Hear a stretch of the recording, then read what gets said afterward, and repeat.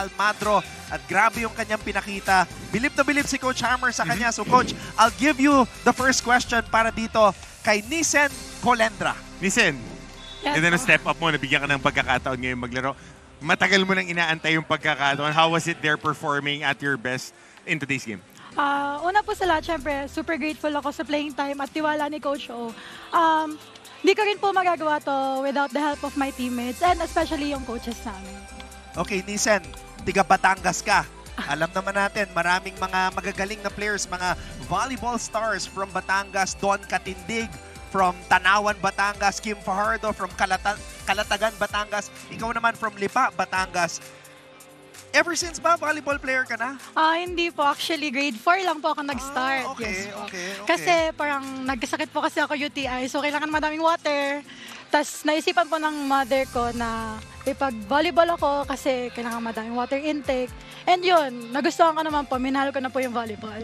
Okay. Kita mo kayo, may scholarship ka na. And Yes you po. really played well. Sino man yung libre na merienda?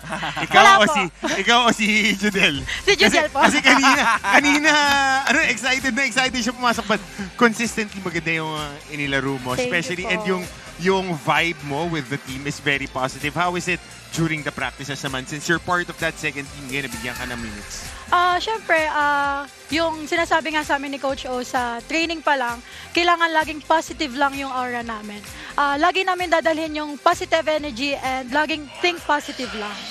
Sino yung idol mo sa volleyball? Kasi pinapanood ka namin ni Coach Hammer. Ang ganda ng basics mo, lakas mo pumalo.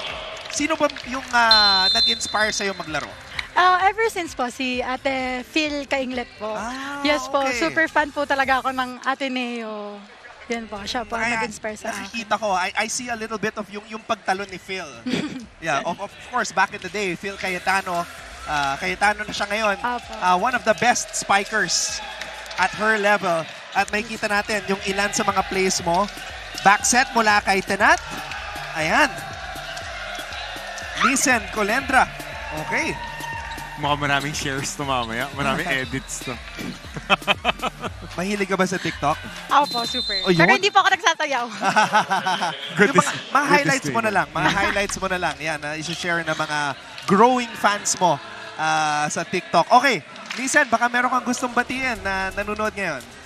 Binabati ko po yung nanay and tatay ko sa walang sawang support sa akin sa paglalaro. Yung mga kapatid ko, Ate Ben, Ate Ines, Ate Nika, Kuya Julius, and yung mga pamangkin ko. Happy birthday, Aliyah! Thank you din po sa teammates ko and especially sa coaches namin. Thank you po!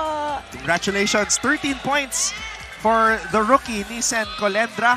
At ngayon naman, puntahan natin si Glycel Galpo, nakasama si Gia Makilang.